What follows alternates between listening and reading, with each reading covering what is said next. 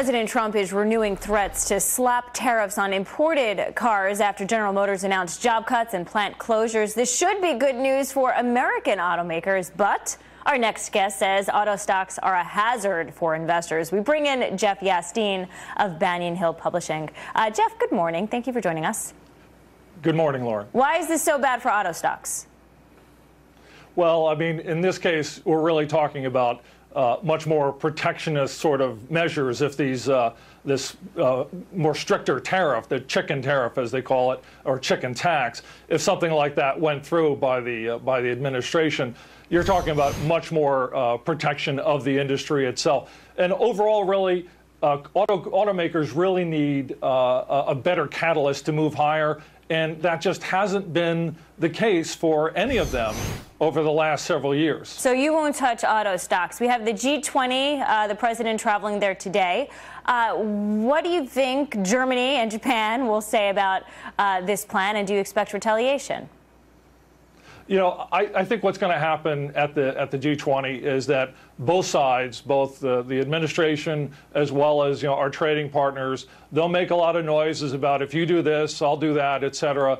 Ultimately, I don't think we're going to see anything stricter than what is already on the table. I don't think that the administration is going to move forward with any stronger tariffs for the auto industry. Economists say that it would be very, very devastating to the economy and to the consumer. And at this point, I don't think they really need to see that for the next couple of years.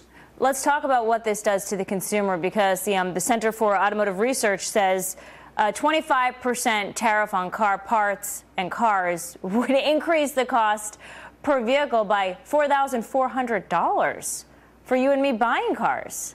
That's a lot of money. Right.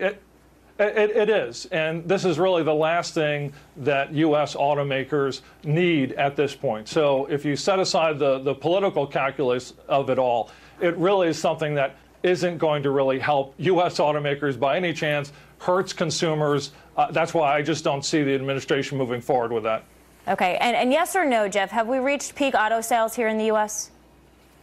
Yeah, I think we have. I think next year we'll see at least a 2 or 3% reduction in auto sales. And the average car loan now hit an all-time high in June of $31,400. The average length of a car loan is 69 months. That's also an all-time record. I just think affordability-wise and overall demand, I think we've seen the top of the cycle for now. This sounds like the housing crisis, if you ask me. Jeff Yastine, thank you very much for your perspective this morning.